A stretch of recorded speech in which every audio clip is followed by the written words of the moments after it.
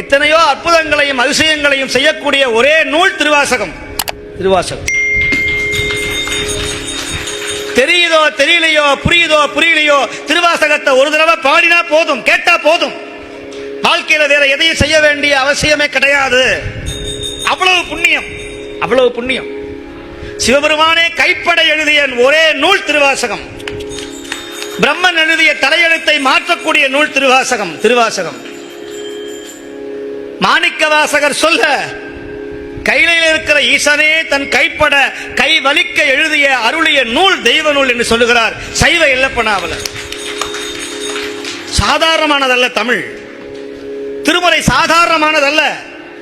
அதைத்தான் சொல்லுகிறார். அற்புதம் காண்க, அதிசயம் காண்க, சொற்பதம் கடந்த தொல்லோன் காண்க. அவனால சொல்ல முடியாது. சாமிய நீங்க நம்ம இங்க பேசுறோம், ஆனா அங்க போயிட்டா பேச்சு வராது. அங்க போயிட்டா பேச்சு வருமா? அங்க பேச்சுக்கே வேலை கிடையாது. சொல் பதம் கடந்த தொல்லோன் காண்க. சொல்லே வராது, அங்க மௌனம் தான். நீயும் நானுமாய் ஏக போகமாய் அவரை பார்க்க வேண்டியது, அவர் நம்மை பார்க்குவார். என்னை நோக்குவார் யாரோ, என்னான் செய்கேன் எம்பெருமான் பொன்னே திகழும் திருமேனி எந்தாய் நான் எங்கு புகுவேன். இங்கு வந்து புகுந்தா அது நடக்கும்.